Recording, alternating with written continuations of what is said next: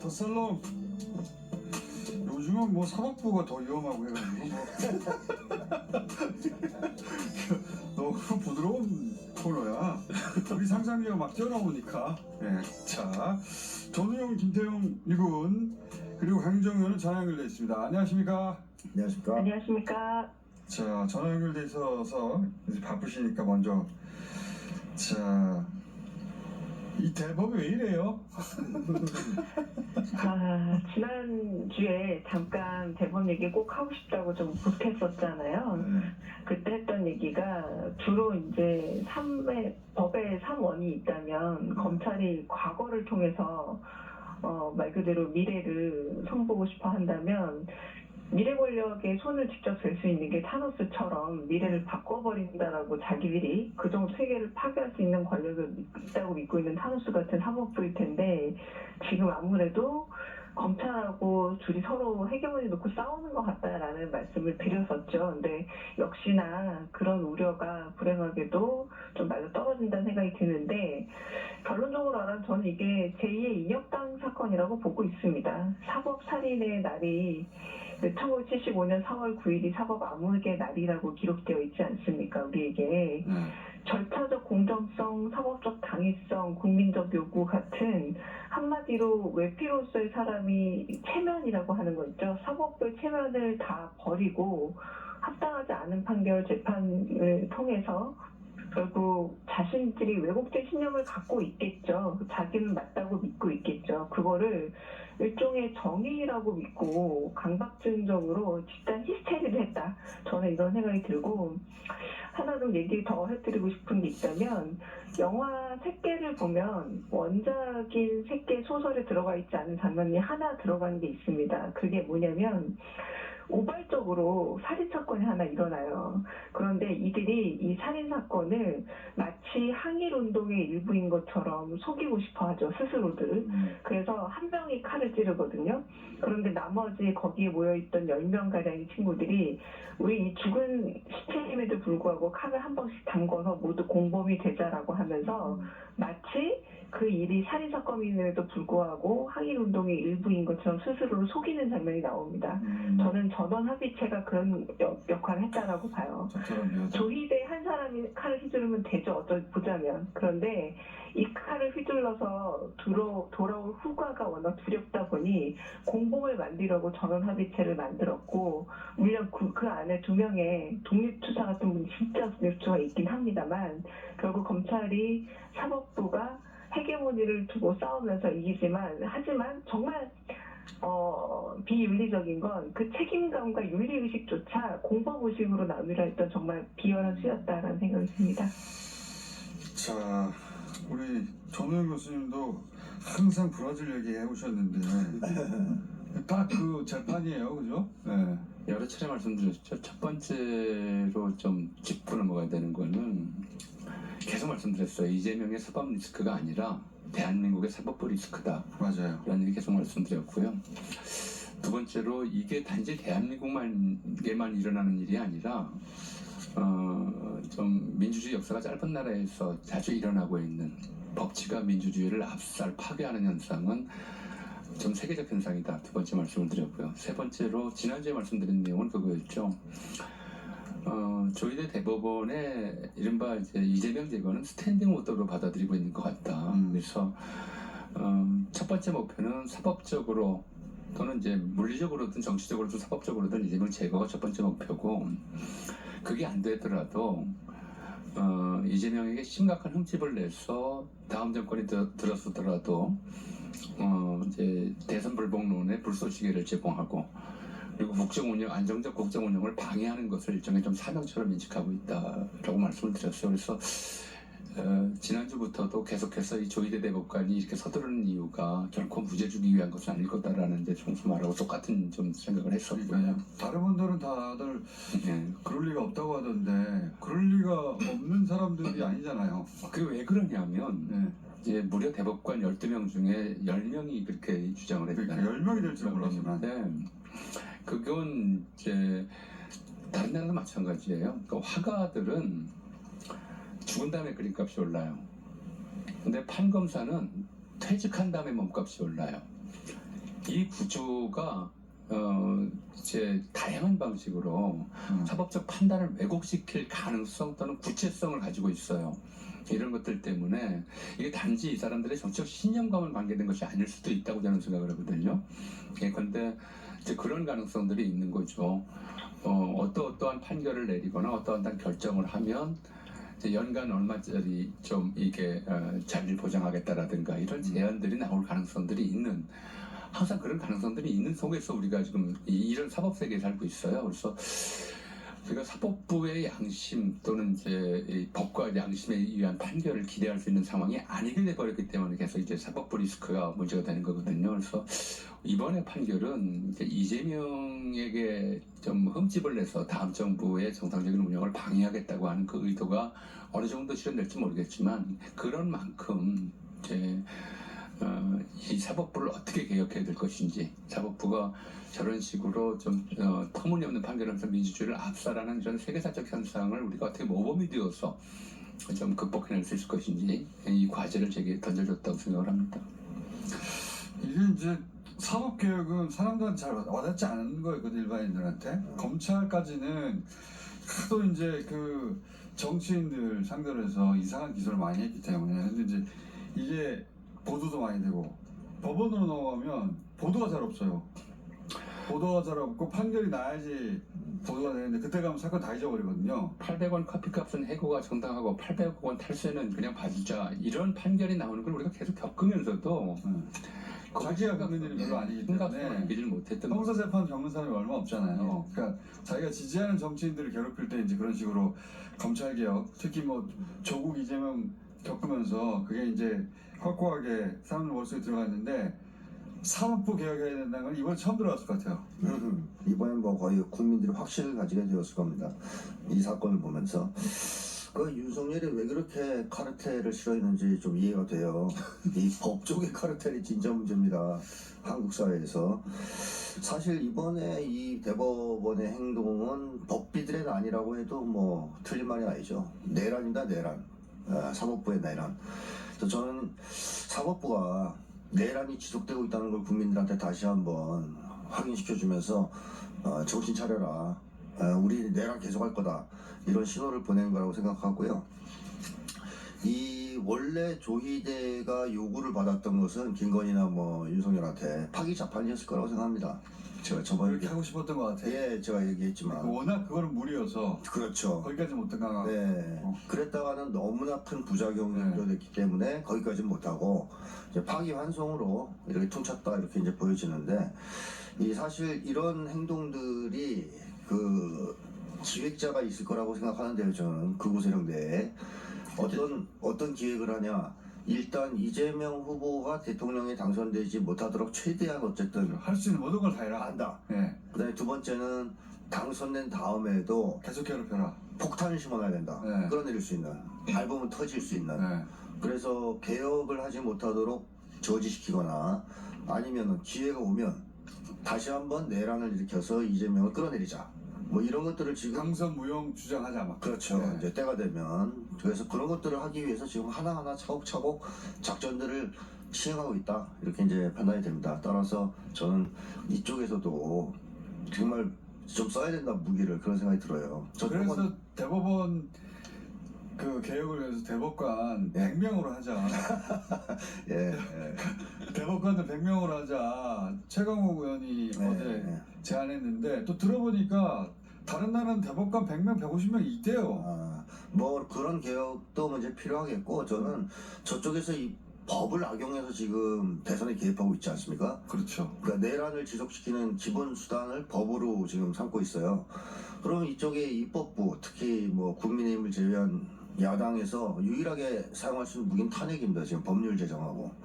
이것도 적극적으로 사용해서 그렇죠. 탄핵도 하고 입법도 하고. 네, 내란 세력과 붙어야 된다. 지금 가만히 있으면 절대로 순순히 개혁의 그 길을 터줄 생각은 없을 것이다, 이런 생각을 해봅니다.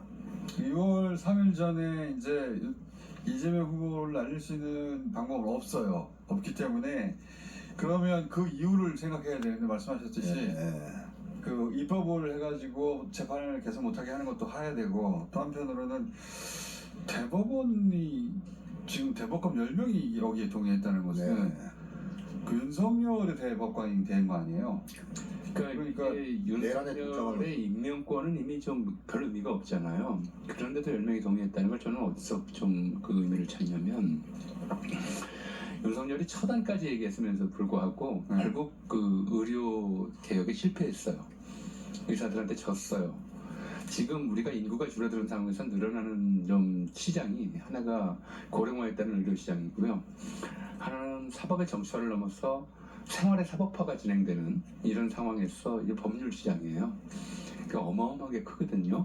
계속 늘어나고 있는데 우리가 법조 개혁, 사법 개혁 이런 것들을 얘기하면 이제 이 법률 시장이 축소될 가능성들도 있고 그래서 이런 문제들에 대한 종합적인 좀 이 법조인들의 뭐랄까요 의사들이 이 개혁에 반대하는 것 같은 심리가 법조인들에게 좀 깔려 있다고 저는 봐요. 그런 것들이 이제 이 10명이나 이런 좀 터무니없는 주장에 동조하게 만드는 100명으로 만들어야 된다. 그런 상황이고요. 100명, 백성시켜야 된다. 예, 100명으로 만드는 거 그 의미가 있을 건지 아니면 정말 다른 방식에서 좀 창의적인 사법 개혁이 필요할지 좀 더 고민을 해봐야 되겠죠. 검사들을 만약에 기소를 해도 이 검사가 그거를 막잖아요. 그렇죠. 그리고 판사를 만약에 탄핵한다 해도 헌법재판소에서 막으면 그만이에요. 그렇죠. 그러니까 그러니까 국민이 이거를 응징할 수 있는 예. 시스템이 있지 않으면 우리 우리라고 봅니다. 그러니까 이 생활의 법률화 사법화가 정말 좀 큰 문제예요. 그러니까 지난 한 10년을 놓고 보면 이렇게 1인당 국민 1인당 평균적으로 부담하는 법률 서비스나 소송 비용이 얼마나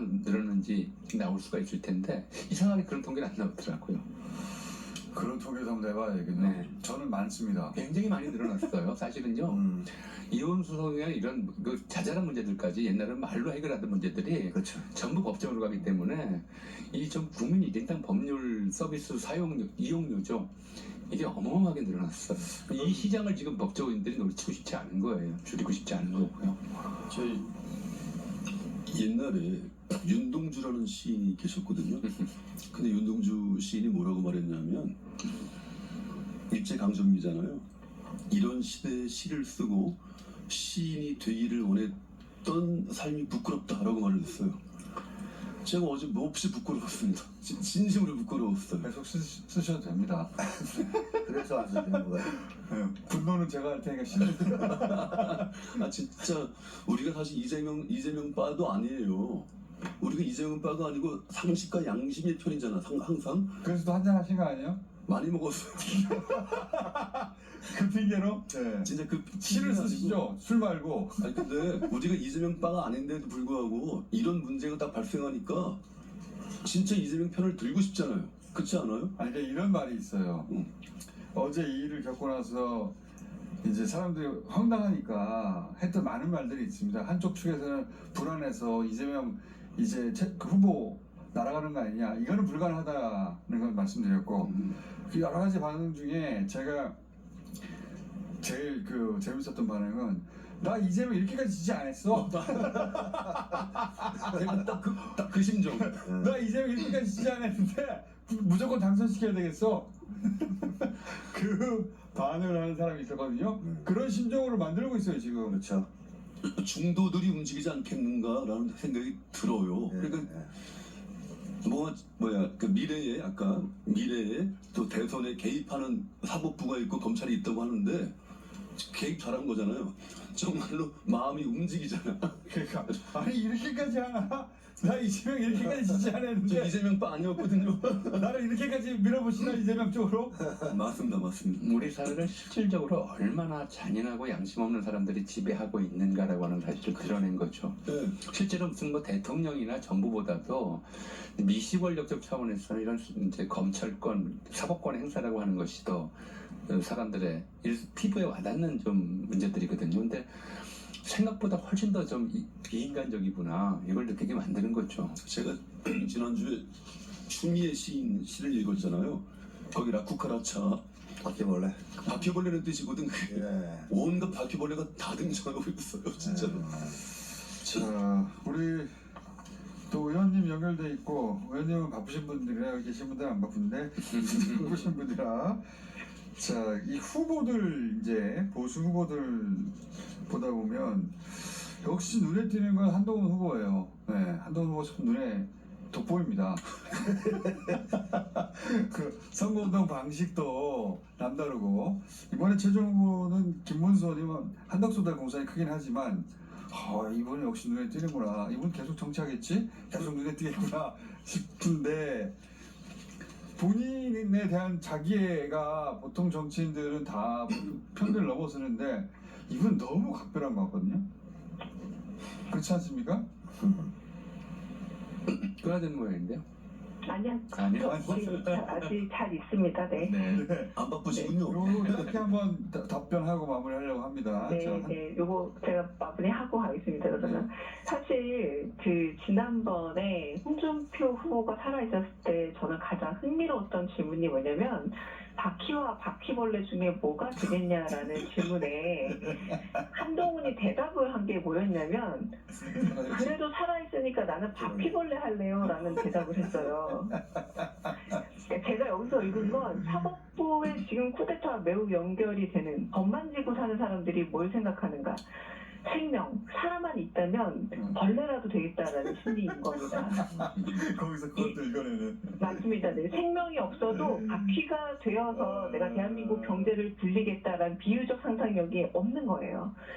비유적 상상력으로 대한민국의 바퀴가 되느니 아무도 모르고 그 암흑의 세계를 살아가는 바퀴벌레라도 하겠다라는 이 강력한 삶의 의지는 결국은 생명이 있으면 모든 것이 더 낫다는 쾌락주의자의 면모이기도 한데 그가 멋진 척하는 이유도 보면 쾌락주의자로서 면모를 나름 멋지게 꾸미고 싶은 거다라는 생각이 들고 그래서 그때 당시에 홍준표 후보도 어떤 희한한 표현을 했냐면 가발이냐 그 반대말은 우리는 보통 진짜 머리냐라고 쓰거든요. 자기 머리냐 진짜 머리냐. 근데 뭐라고 질문했냐면 진짜 머리라는 표현이 아니라 생머리냐라고 물어봤어요. 머리냐? 생머리의 반대말은 뭡니까? 죽은 머리잖아요. 남의 머리. 가발. 그러니까 그걸 우리가 보통 진짜 머리냐라고 표현하는데 생머리냐 죽은 머리냐. 이 대한민국 법조계 사람들의 어휘 체계에서는 모든 게 사느냐 죽느냐로 보는구나. 그래서 살아있으면 개똥밭에 굴러도 어떤 방식으로도 굴르고 싶어하는 삶에 대한 과도한 집착과 달관이 결국 자기 희생 따위는 모르는 세계관으로 도출이 됐는데 저는 한동훈 후보의 이 멋져 보이고 싶음의 가장 밑바닥에는 살아서 이 세상의 모든 쾌락을 바닥까지 맛보고 싶다라는 이 쾌락주의자로서의 고백과 다를 바 없다라고 생각을 합니다. 네. 참 우리가 이 한동훈의 자기에 대해서 여러 번 다루긴 했는데 볼 때마다 업그레이드가 되고 볼 때마다 신선합니다. 이 나이에 이렇게까지 하는 거는 쉽지가 않은데. 이건 새로운 자기 발견입니다. 자기 애라는 말이 네. 맞질 않는 것 같아요. 그럼 뭘까요? 이 애라고 하는 한자는 받을 숫자의 마음 심자거든요. 자기 마음 속에 담아두는 거예요. 좀 한 20년, 30년 전만 해도 한국 사람 사랑한다는 말을 남에게 거의 못했어요. 제 아는 제가 몇 년 선배만 해도 평생 자기 부인한테 사랑한다는 말을 해본 적이 없대요. 그렇다고 사랑하지 않는 건 아닌데 이 사랑이라고 하는 건 그렇게 드러내는 게 아니거든요. 그러니까 예컨대 우리가 거리에서 좀 지하철이나 이런 데서 과도하게 이렇게 좀 스케치하는 좀 젊은 커플들을 보면서 애정 표현이라고 하는데 이거 애정 표현 아니에요. 욕정 표현이지. 애정 표현을 그렇게 하는 게 아니거든요. 그러니까 근데 그렇게 해도 되는 세상이 되고 그렇게 하더라도 그러니까 그 한동훈의 저거는 애정 그 얘기 애가 잘못하시면 아니고 노땅 취급받습니다. 아니 그러니까 자기 애가 아니고요. 네. 자기 과시욕이에요. 자기 과시요. 자기 욕 그러니까 욕정과 욕망의 표현이지 자기를 사랑하는 표현이 아니라 자아가 비어있다. 자기 욕조인가? 예. 자기 과시욕, 현시욕이죠. 뭔가 좀 멋있게 보여야만 된다고 하는 그런 강박관념 같은 것들이 있어서 스스로 배우처럼 행동하려고 하고 스스로 남의 우러러보는 존재가 되려고 하고 또 그거를 그 마음을 숨기지는 못하는. 이거 막 예를 들어 기타 꺼내서 막 치고 예. 그러면 이건 그거 자기를 사랑하면 그렇게 할 수가 없어. 원래 저거는 중학교 2, 3학년 그러니까. 정도에서 끝나는 건데 그래서 저는 저희 어떻게 남아있지? 우리가 이 살롱 처음 시작할 때 윤석열에 대해서 우리 김태형 소장이나 강유정 의원이랑 규정했던 것이 자아가 비었다. 근데 그 점에서 자아가 없기 때문에 저렇게 뭔가를 꾸며서 드러내려고 하는 거거든요. 그 점에 대해서는 똑같은 근데 종류의. 거울 보면서 자기 자신의 스스로 반하는 거 아니에요 저거? 네. 아이 그건 거울 보고 혼자 하는 거라니까. 그 대중 앞에 카메라 앞에서 저런다는 거는 쾌락주의라는 말 나왔잖아요. 예. 그 아리스토텔레스의 그 시학에 나오는 중요한 말이 감동과 쾌락이라고. 문학의 시의 정점은 감동과 쾌락이라고 말을 하는데 그때 말하는 쾌락은 절제의 이야기예요. 좀 절제를 맞췄으면 좋겠어요. 우리가 한동훈 후보가 최종 후보 안 됐음에도 불구하고 얘기를 하는 것은 너무 신기해서 그래요. 너무 신기해가지고 야, 앞으로 계속 나올 아니 텐데. 중학교 초등학교 때부터 저런 캐릭터는 평생 많이 봐왔어요. 꼭 이제 뭐 우리 김태우 소장님 전문이지만 50대가 되면 저거 사라지지 않습니까? 이게 그러니까 자기 재발견이라니까. 네. 제발요. 그 자기애가 일단 정상적인 것이고 건전한 것이다. 이게 과하지 않으면 전혀 그건 시비 걸 문제가 아니다라고 그렇죠. 말씀드리고 싶고요. 에리 프롬이라는 심리학자가 여기에 대해서 아주 정확한 얘기를 한 게 하나 있어서 읽어드리겠습니다. 표면적으로 이러한 인간은 스스로를 대단히 사랑하는 것처럼 보이지만 실제로는 자기 자신을 좋아하지 않으며, 이게 핵심이죠. 그들의 나르시시즘, 자기도취증은 이기주의와 마찬가지로 근본적으로 결여되어 있는 자기애를 무리하게 보상해보려는 시도이다. 아, 교수님이 아까 말씀하신 거랑 똑같은 거예요. 그러니까 좀 쉽게 해석하자면 통찰이다. 이 빵을 많이 먹어서 배가 부른 사람들은요 나중에 빵을 혼자 먹지 않아요. 나눠줍니다. 근데 내가 배부르니까. 배부르니까 뭐 욕심 안 부려요. 근데 이 배고픈 바퀴벌레는 혼자 처먹어요 그걸 빵을. 남 안 줘요. 그러니까 자기에 대한 과도한 집착이 생긴다는 것이죠. 의원님 너무 크게 웃으시는 거 아니야? 강멤버 씨. 의원님 점잖게 계셔야지 이렇게 너무 크게 웃으신 거 아니에요? 아니 바퀴벌레가 빵 먹는다는 얘기가 아 그래요? 네. 빵 안 먹습니까? 근데 아니, 바퀴벌레가 먹는 장면이 잘 연상이 예. 바퀴벌레는 뭐든지 먹습니다. 제가 즉흥인데 죄송한데 우리 강 멤버가 대변인 아니에요. 이재명 캠프에 예. 네네네. 어제 반응이 어떠셨어요? 이재명 아주 담대하고 침착하셨어요. 네. 아, 이재명 후보는 요새는 당황하는 법이 없어요. 칼도 맞았는데 그렇게 칼 목에 맞고 난 이후로 난 당황하는 걸 못 봤어요 이제.